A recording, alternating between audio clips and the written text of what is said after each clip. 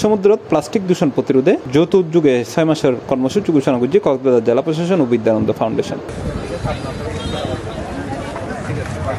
August 3 তারিখ সকাল 10টায় Cox's Bazar Sugandha point সমুদ্র সৈকত এই কর্মসূচির উদ্বোধন করছে জেলা প্রশাসক ও জেলা ম্যাজিস্ট্রেট মোহাম্মদ সালাউদ্দিন। এছাড়াও এর উপস্থিত আছেন বিচ ম্যাজিস্ট্রেট মোহাম্মদ আজম খান ও বিদ্যানন্দ ফাউন্ডেশনের পরিচালক মোহাম্মদ জামাল উদ্দিন।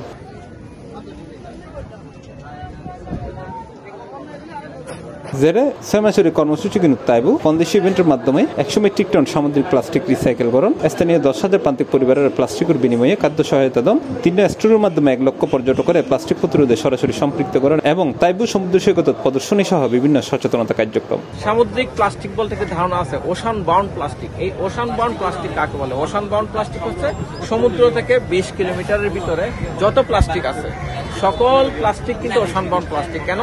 সেগুলো নদী নালা বিভিন্ন জলাধার হয়ে কিন্তু আলটিমেটলি কোথায় যাবে? সমুদ্রে যাবে। জেলা প্রশাসক মোহাম্মদ সালাউদ্দিন হয়ে গত সেপ্টেম্বর তুন মার্চ পর্যন্ত সমুদ্র সৈকত তুন 84 মেট্রিক টন প্লাস্টিক বর্জ্য কালেক্ট করে পর্যটক এবং স্থানীয় এই প্লাস্টিক বর্জ্য জমা দিয়ে খাদ্য সামগ্রী উপহার সামগ্রী গ্রহণ করছে।